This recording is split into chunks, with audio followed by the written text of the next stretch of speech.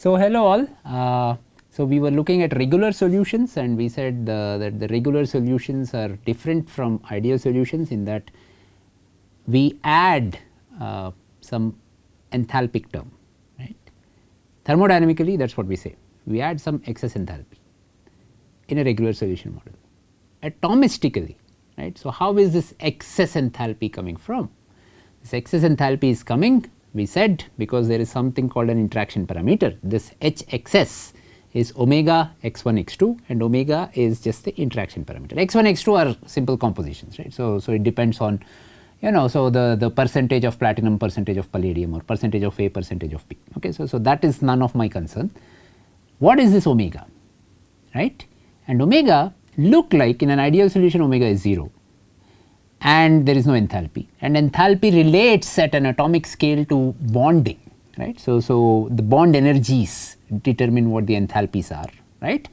So, if the bond energies are similar in an ideal case for AA, AB and BB, right, whereas in case of a regular solution so if omega is non-zero, we are alluding to the fact that AB bond energies, right. So, if A bonds with B, that is a different bond energy than A bonding with A or B bonding with B, right. That is essentially, it is, this interaction parameter seems to be capturing that difference in interaction, right. So, between AA, AB or BB, AB, right. So, bonding, right. So, whether so I like atoms of my own kind more, or whether I like some diversity and I like atoms of different kind, right. It is definitely possible that I do not like atoms of a different kind, right. So, I mean, there is a lot of societal dynamics also you can make analogies with, right. So, but before that we will actually show today that omega is indeed related to this interaction differences between AA, AB and BB, right. And the crystal we are going to take to demonstrate this is a simple Kossel crystal, right. So, we started with what is called a Kossel crystal. I mean, we have defined what a Kossel crystal is. Kossel crystal is a simple cubic crystal, right. So, it is just a simple cubic crystal. Now, we are going to say that so one so this is pure A and I have a simple cubic crystal of pure B, and I have a crystal where I have A so A and B, right. So, AA bonds, which means I have AA bonds, I have AB bonds and I have BB bonds, right. So, essentially these are various springs, right, and so the spring constants or the bond strengths are different. So, if this is A, this is B, that has let us say a black spring, but if this is A and this is A, right, that has some other color, I do not know which color I should use. So, this violet spring, right. So, the spring constants are different depending on whether I have AA bonds or AB bonds or BB bonds, okay. Now, let us so spring constants, so we said so the spring constants and so the bond strengths are given as epsilon AA is the bond strength of AA bond, epsilon BB is the bond strength of BB bond, epsilon AB is the bond strength of AB bond, okay. So, this is what where we start with, and so what do I mean by bond strength? Bond strength means if I break one bond, A likes A, right. So, it wants to attract A, it wants to come close to A and bond with it. If I break A and A spring, right. So, if I break this spring and make them isolated species, how much energy do I spend? How much energy is required to break AA bond, right. That tells me what epsilon AA is. Similarly, how much energy do I need to break AB bond? That tells me what epsilon AB is, and how much energy do I need to spend to break BB bond, right. Or conversely, how much energy is released? Conversely, how much energy or in this case we just say enthalpy, right, because we are doing this at constant pressure and other things, is released when I when I form, right, bond formation energy, A bond, that is epsilon A or AB bond and BB bond, right. So correspondingly those set of springs, right. So how much energy is required to form these bonds, right. So and you remember this, Lennard-Jones potentials, the attractive side, the repulsive side, right. So there is an optimal distance where bonds are formed, and so I know that bond energy as the energy difference from the vacuum level, right. So this we have done earlier. Okay. Now so I have to calculate the total energy or the total enthalpy, right. Now let us say I am sitting at an A position, right. So how many such A positions are there? I have xa times n A positions are there, right. And what is the chance that A bonds with B? The chance is, so if I have an A position, what is the chance that the next position is a B, or what is the probability? That is x B, right. So I have an x B probability that it is bonding with B, and so the energy of the A B bond is going to be epsilon A B, right. I have n x A positions, right. So that is the total number of A atoms, right. At every A atom, the probability of this bonding with B is epsilon A B, is x B, right. And so and the energy of A B bond that I am forming thus is epsilon A B, right. Okay. Now so also the coordination number comes in, I am going to put it in later, but yeah. How many, now A can either bond to A, but what is the other probability? A can bond to B, or A can also bond to A, right. So I also have A bonds, and the probability that A has another A right next to it is x A, right. So we are looking at this position as independent of this position. If this position is A, this position is taken by A with a probability of this being occupied by A is x A, and probability of this being occupied by B is x B, okay. And initial probability of this itself being occupied by A is x A itself, right. So that is what we wrote. So x A times x B epsilon A B plus x A epsilon A A is the total, and like that I have n such positions. So is the total A A and A B bonds have been accounted for, right. So in counting the energies, right. And so the other point to make is there is going to be a coordination number, right.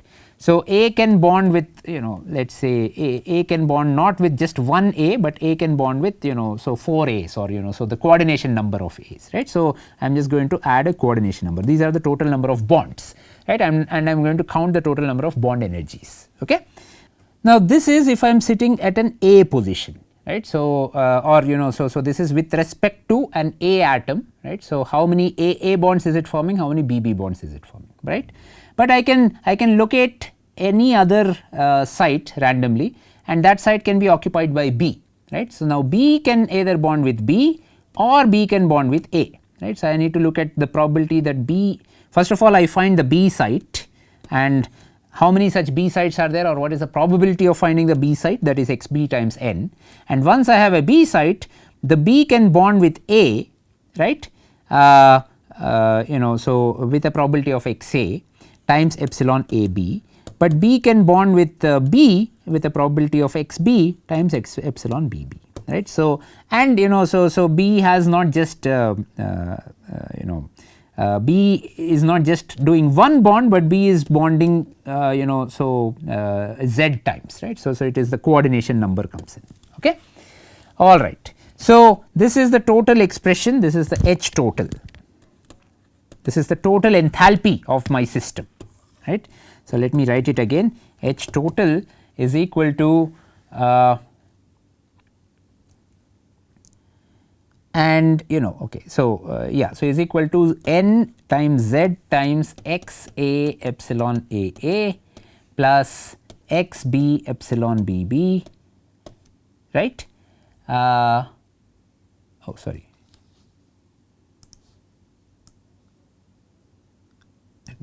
that is the reference. This is n times z times so I can simplify it a bit and then say that this is 2 times x a x b epsilon a b plus x a square epsilon a a plus x b square epsilon b b. Okay.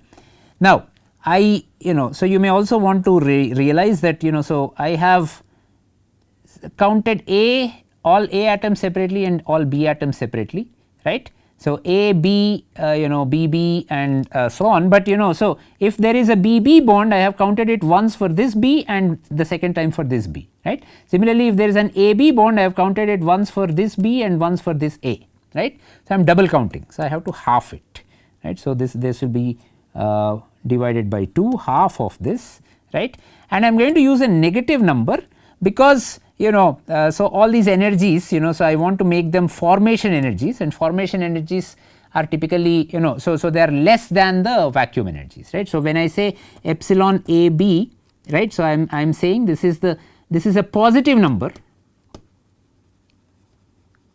right. So, how much is the bond so how much is the energy released when I form the A and B bond, right. So, this I am taking as a positive number, but the energy released has a negative sign to it, right. So, it is negative compared to the vacuum energy, right. So, epsilon a b ideally so in this Lennard-Jones potential I say that this is the 0 energy, right. Now, this quantity, just the absolute magnitude of it, I am going to define it as epsilon a b, right, or epsilon a, right. But this in general is a negative quantity because it is less than 0, right. But the way I am defining it, I am defining epsilon a b to be positive by definition.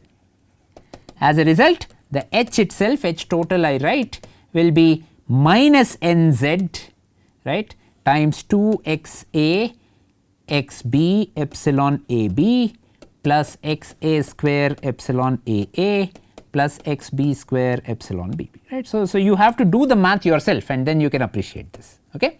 This is the total H. Now, I want to find what H mix is, right. So, H mix is H that is the same as H excess, right, and so by mixing what is in an ideal solution, right. So, H mix is the same as H excess. So, so if I look at what H mix or H excess is, H mix will be H total minus H reference, reference meaning for pure compounds, right. And for pure compounds so I have so that is x1 or x a H a plus x b H b, right, and H a is nothing but H a means everything is an A bond in a pure Kossel crystal, and that so I it is just minus n times epsilon a divided by 2, so that I do not double count. Similarly, H b is minus n times epsilon b b divided by 2. So, H pure is equal to x a or minus n by 2.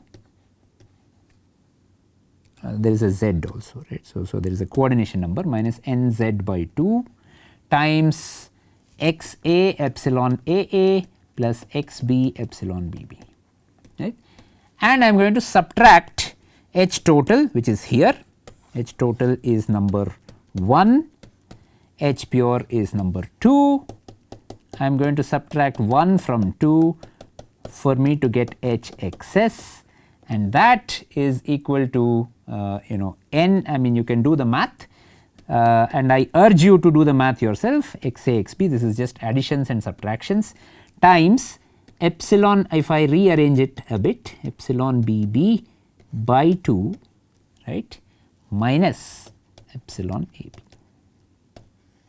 Okay.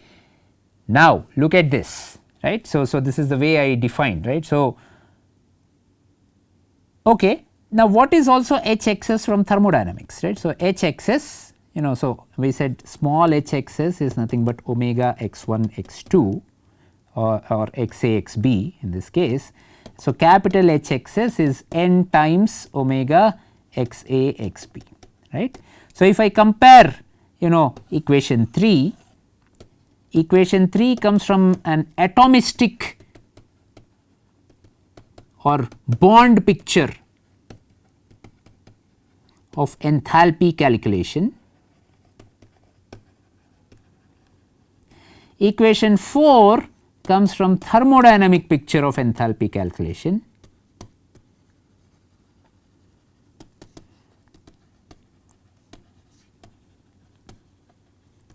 Of excess enthalpy rather, okay. And if I say that both are the same, right. So, in a regular solution, then you can see that omega is then, what is omega? It is z times so I can compare these two and say that omega is equal to z times epsilon A A plus epsilon B B divided by 2 minus epsilon A B, right.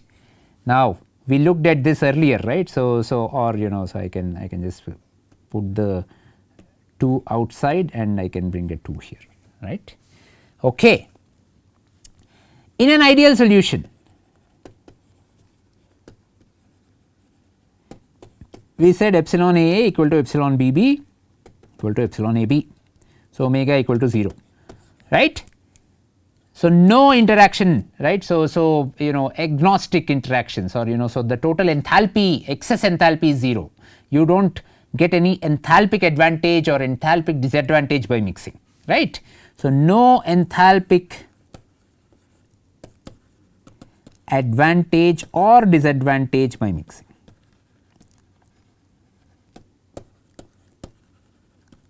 Right.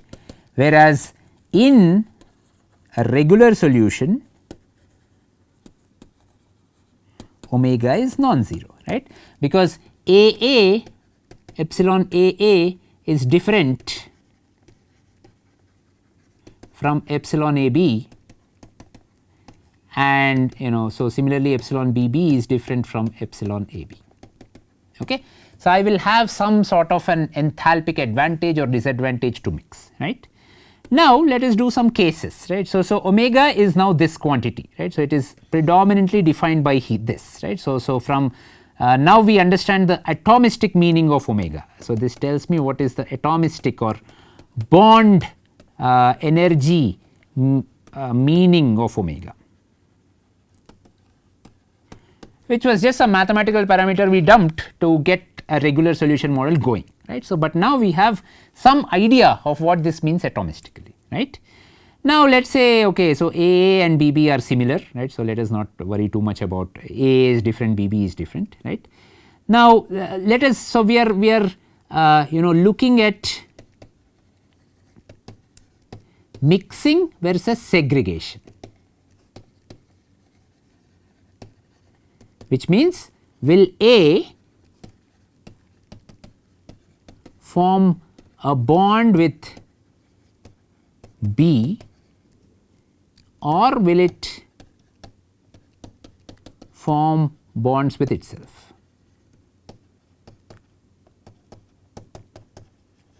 Okay.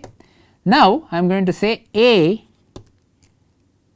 likes A more than A likes B. Similarly, this is case 1. Similarly, B likes B more than B likes A, which means epsilon A plus epsilon B, epsilon A is greater than epsilon A B, right. So, just to say this bond energy is larger than this bond energy, this is more negative compared to this, right. Epsilon B B is greater than epsilon A B. And so, my parameter omega, which is equal to which relates to epsilon A plus epsilon B B minus 2 epsilon A B, that is a positive quantity, right. So, omega is positive, okay, that is my case 1. Now, what happens when omega is positive? Let us plot and see, right.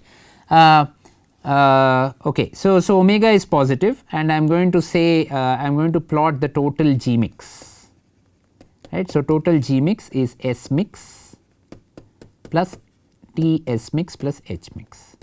T S mix is K T x 1 ln x 1 plus x 2 ln x 2 plus H mix now is omega x 1 x 2 with omega greater than 0, right. So, let us recount or recall this expression. Okay.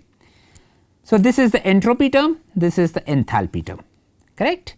Now, let us plot them separately, right. So, I am going to plot G mix, but first so I am going to look at the entropic term, sorry, let us, yeah. If I ask you what is the sign of this entropic term, this entropic term is negative. Why? Because ln x 1 is a number less than 1, x 2 is a number less than 1, 0 less than. So, this is a negative number altogether, x 1 is positive, x 2 is positive, k t is positive. So, all over this is going to be a negative number and it is symmetric.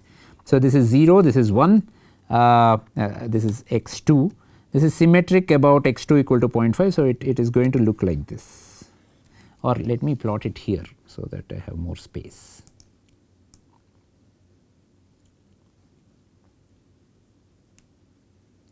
Right.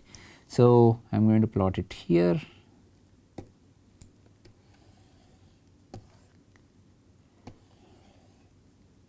So, this is negative, right. So, this is G mix. So, first component of G mix is S mix or K T S mix, right. So, this is composition x 2, right. So, this is K T S mix, sorry, K T times x 1 ln x 1 plus x 2 ln x 2, just the configurational entropy, right. As I keep increasing the temperature, right. So, this is at some temperature T 1, as I keep increasing the temperature, this term just keeps increasing. Okay. Now, what about omega x 1 x 2? Now, omega x 1 x 2, I can write it as omega times 1 minus x 2 times x 2. So, x 2 minus x 2 square, right.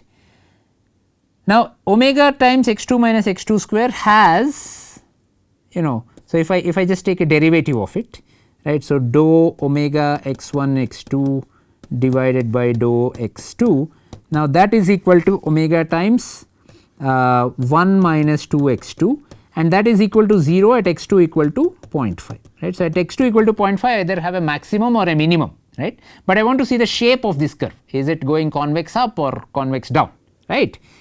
Now, when so what is the shape of this curve? So, for that I have to look at the double derivative, right. So, to look at the curvature of this, when I look at the second derivative of this, so dou 2 by dou x 2 of omega x 1 x 2, that is equal to minus 2, right. So, I just take a double derivative of this. So, it is a negative number. If it is a negative number, I have a curvature that is negative, right. So, if I plot it in red, I have a curvature that is negative, okay, and symmetric again. So, I do not know if this looks symmetric. So,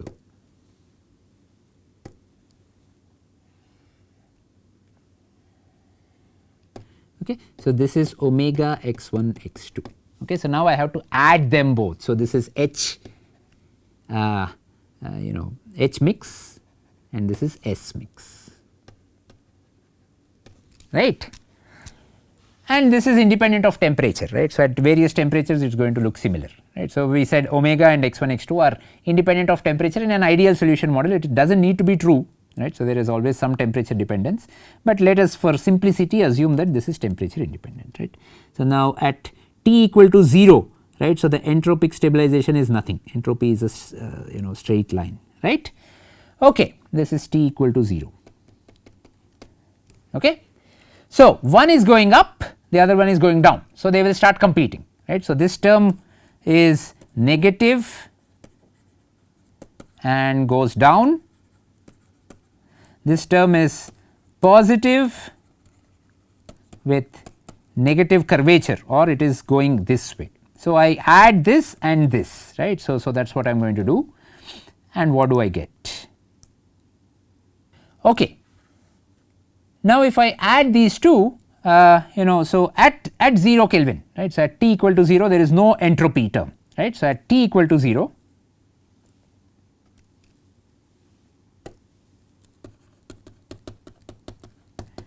no entropy, right. So, let me plot in blue what happens when I add. So, it is just the enthalpy term, right. So, it is just going to go like this. Now, I have a G, right. So, at T equal to 0 I have a G, maybe I will write it here, it's completely convex up, right. This is the G mix rather. Yeah, I mean G is like G mix is like this. So, G also should be like this, right. So, if I actually this is A, this is B, or this is 1, this is 2, right. So, if I look at the G without mixing, the G without mixing will be this line, right. But G mix so okay. So, if I actually plot G is going to be like this, right. Now, G without mixing is less than G at 1 x 2, right. So, this is an x 2. Okay. So, this is no mixing, this is after mixing, without mixing is less than G with mixing. Okay. So, what wins? Segregation wins at low temperatures, right. So, I did T equal to 0, but at low temperatures enthalpy wins, and enthalpy wins means in this case since omega is greater than 0, interaction parameter is greater than 0, this means that A likes A more than A likes B, right. So, this prefers segregation, right. So, no solution, right, whereas entropy prefers mixing, right. So, at low temperatures enthalpy wins, so I have a segregation, right. So, this is at T equal to 0, right. Then the if you look at this plot, as I keep increasing temperature, the entropic contribution starts increasing. Okay. So, they both start interacting with each other, right. So, I can just plot what happens, right. So, this is at T equal to 0, T slightly greater than 0, so I will see something like this. Then so I will so at some point entropy starts to dominate or starts to show up, right, and it is going to show up like this, and eventually so the entropic contribution right.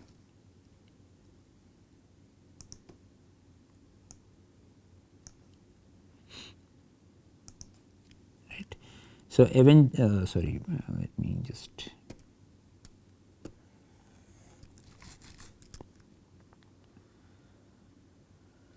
so this is with increasing temperature is increasing, right. So, and eventually the entropic combination starts to win. Okay. Perhaps let me just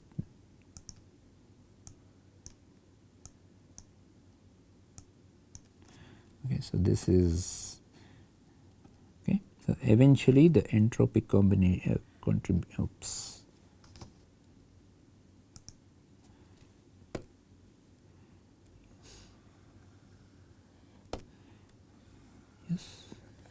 So, with at much higher temperatures, at high temperatures,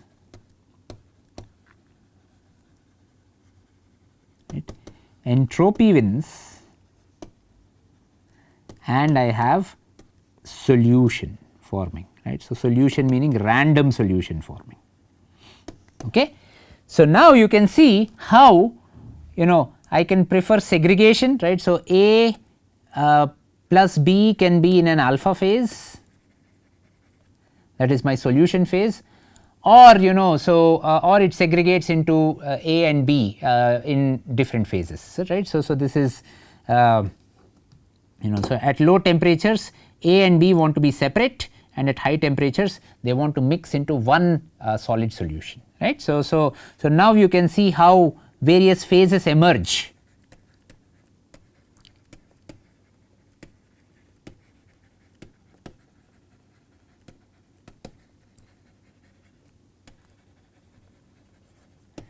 As a function of temperature, right. The point at which so if I am just drawing, so we will again do this, we will come back to this later on, right. So, but for now let us say I add some enthalpic contribution. So, yes, so let us say this is at very high temperature, this is at T high, right. Then so at some intermediate temperature it is going to show like this. Now, what does it mean? It means that this so this is T intermediate. So, in the T intermediate so here all right, I am fine with a solution below this composition, right. So, wherever I have a convex up, right. So, wherever the slope, the curvature is positive, I have a stable solution. Wherever the curvature is negative, right, I have an unstable solution, or this solution will just split up into this and this, right. So, it is not really pure A and B, but so it is going to split up into alpha 1 and alpha 2, right. So, so essentially alpha giving rise to alpha 1 plus alpha 2. So, again this has a different composition. So, this composition is x 2 alpha 1, this is x 2 alpha 2, right. So, so if I start with a solution of composition x 2, right. So, solution of composition x 2 in alpha phase and start reducing the temperature, there will be a critical temperature, right. So, this is some intermediate temperature and this is very low temperature, right. So, this is T equal to 0 essentially, right. But there will be a critical temperature where in some x 2, let us say x 2 I start with 0.5, right. Okay. So, where x 2 equal to 0.5 becomes unstable, right. So, now the solution alpha splits up into two other solutions, alpha 1 and alpha 2, where alpha 1 is so if this is 1 and this is 2, alpha 1 is 1 rich, alpha 2 is 2 rich, right. Alpha 2 has more, alpha 2 is a phase, has more 2 bonds, alpha 1 has more 1 bonds. So, by doing some split like this,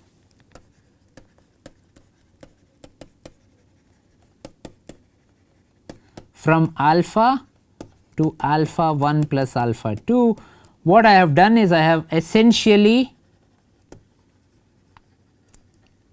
reduced, alpha is a random solution,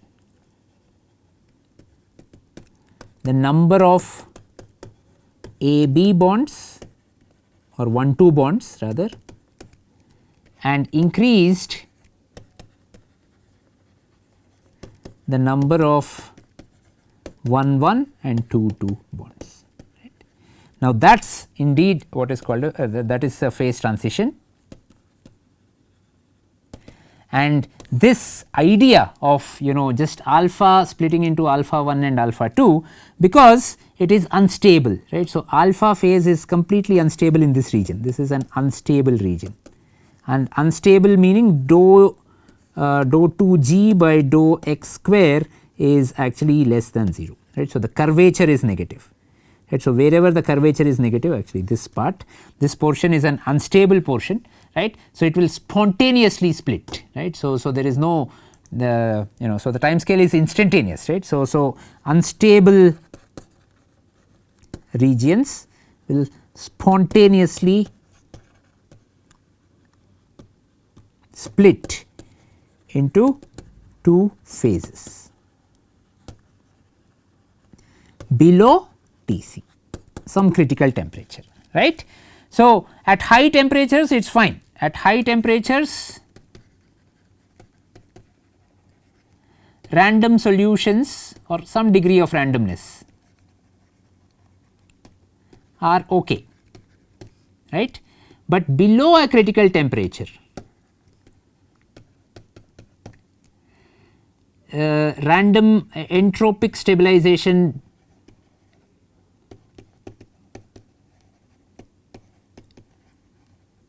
diminishes, enthalpy takes over, enthalpy like segregation. So, I will instantaneously segregate,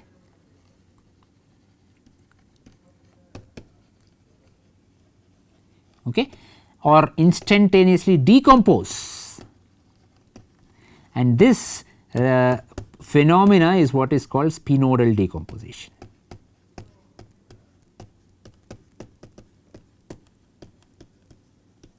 Right. In a later class, I am going to show you some case study of how spinodal decomposition is used to grow. Let us say I want to grow a thin film with a composition of alpha 1 and alpha 2, right. So, this should be a thin film with alpha 1 composition, alpha 1 crystal structure, 1 rich, alpha 2 crystal structure 2 rich, and I want to make heterostructures of this, right. So, I want to make several such thin films. Then I will use the idea of spinodal decomposition, right. At high temperatures I will so I will deposit the entire one film, right. So, as alpha phase, and then I reduce the temperature so that alpha 1, alpha 2, alpha 1, alpha 2 they segregate, right. So, I will show you some examples of it, but it is a nice way of creating some periodic patterns and periodic structures, right. So, you can use spinodal decomposition to synthesize periodic materials, right. So, that is something that people do, okay. So, this idea is called spinodal decomposition, and spinodal decomposition happens when omega greater than 0 in the simplest case of regular solution, right. So, this spinodal decomposition below Tc, okay. Now, I will again come back to this, right. So, when I am doing phase diagrams, because so this is it is already alluding towards looking at phase diagrams, right. So, at high temperatures alpha is a stable phase, at low temperatures alpha 1 plus alpha 2 are the stable phases, right. So, it is already alluding to some kind of a phase diagram, but so we will more formally do it when we in the next class or the later class where we start the phase diagrams, okay. And there we are actually going to look at the criteria to determine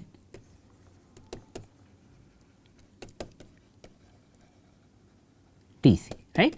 But you see all this comes from atomistic interactions, bonding, right. I like you or I do not like you, right.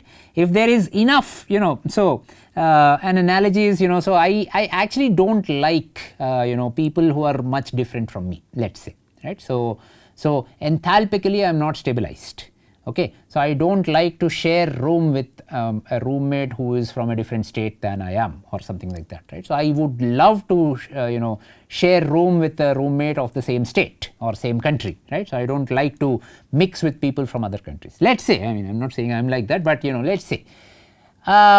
But it so happens that my entropy kicks in, which means I am earning a lot of money, my roommate is earning a lot of money, we are sort of having independent lifestyles, there is enough money in the thing that I can ignore this hatred that I have towards people from so the fact that this roommate belongs to a separate state or separate country, right? Because there is enough money and we are pulling in money, we are happy, we are getting our so everyday things done, and so we are leading a reasonably comfortable life, then we will mix, right?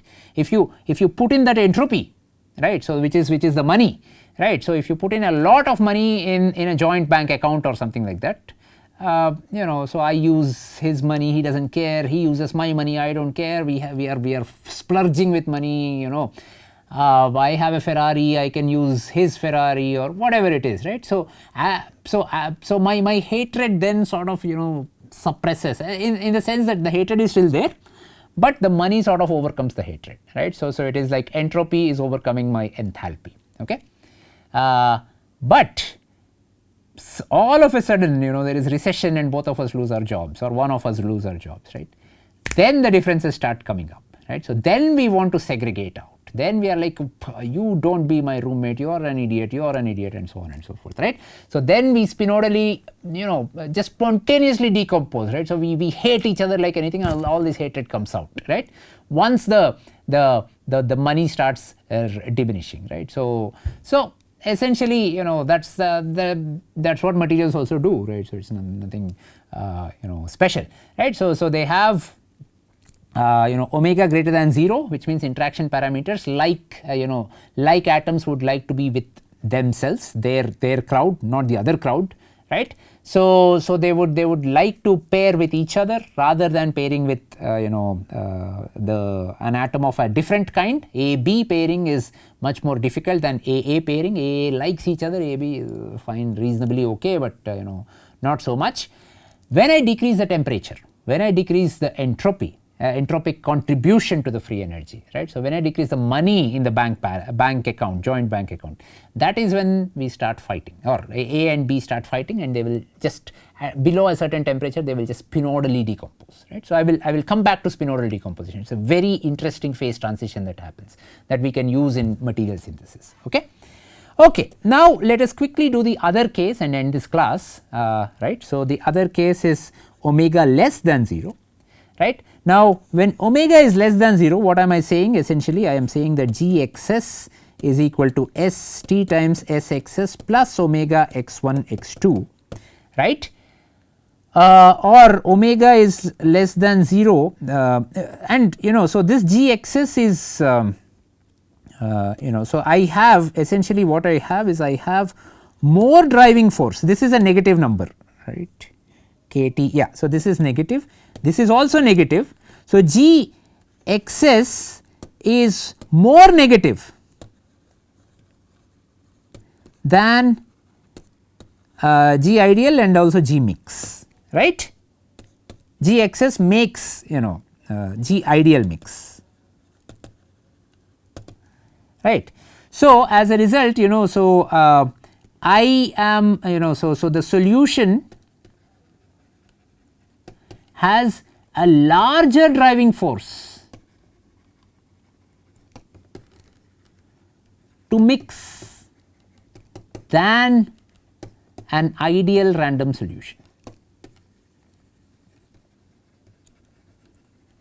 right? And how is that possible? That is possible because epsilon AA plus epsilon BB is now less than 2 times epsilon AB, or A likes B more than it likes itself,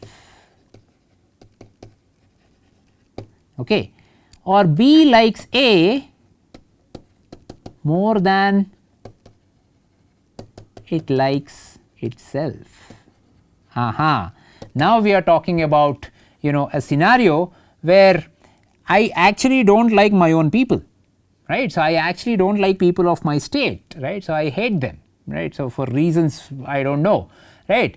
But I like to mix. I like people of coming from other states, right? So I want some diversity, right? So I want to bond with people of other states much more efficiently than I want to bond with people of my state. So if you look at my roommate profiles, then I'm just going to say, okay, if I am coming from state A, I would rather search for roommate of state B rather than, I don't want to give names, but so if I am from Karnataka, I would rather search for a roommate who is coming from Haryana rather than another Karnataka person, right? Because so there is some hatred to me, there is some unsaid bias, right?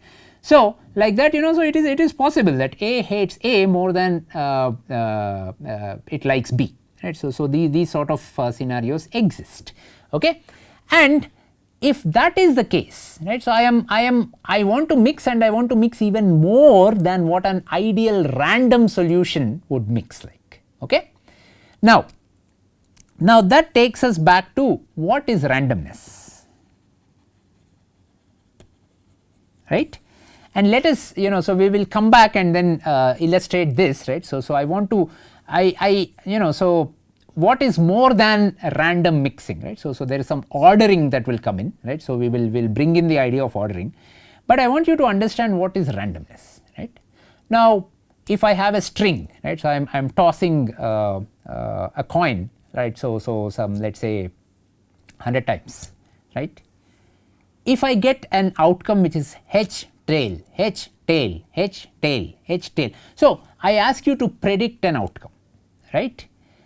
And this outcome, how does it tend to be, right? So is it, so the first thing that comes to my mind is HT is not random, right? So if I have AB bonds, that is not entropic stabilization, right? So they are mixing, but they are not mixing randomly, right? So they are mixing in some. So if I take one site and say, is this site, what is the probability of finding an A atom in this site? If that probability is half, that is randomness. If that probability is 1, and in the next site where the probability of finding a B atom is 1, still my atoms can mix, but they are mixing in a very sort of ordered fashion, right? So not a random fashion. So now to get a picture of how random alloys look like, right? So in terms of chemical composition, etc., spatially, right? So I have a random alloy of platinum palladium, let's say. This is a random alloy. So how does it look like if I let's say do an EDS? EDS is energy dispersive spectroscopy.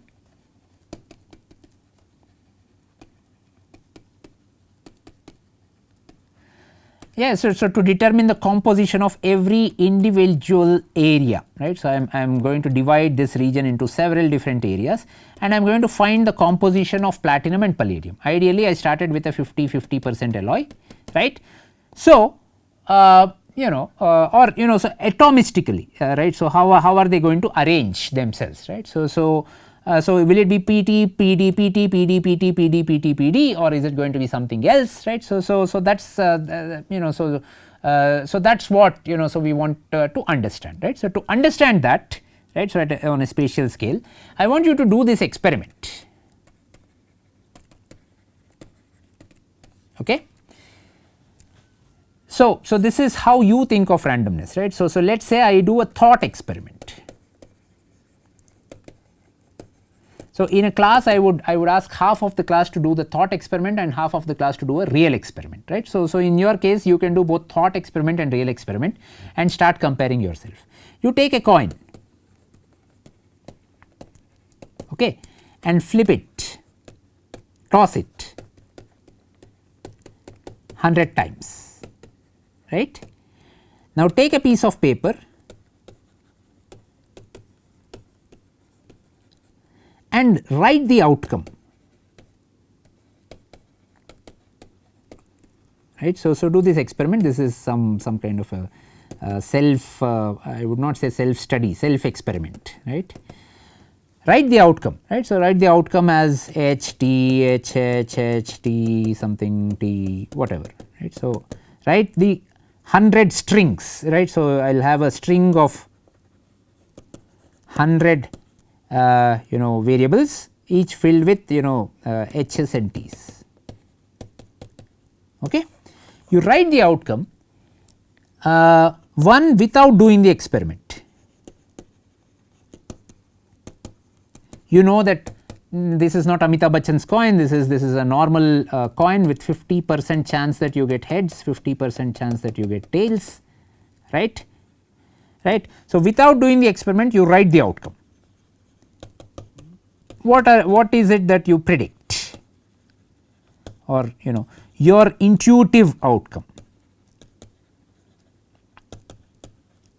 right, and then do the experiment,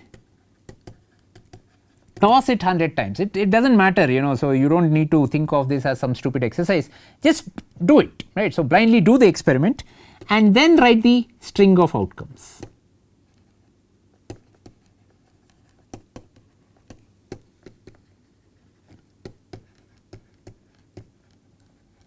Okay.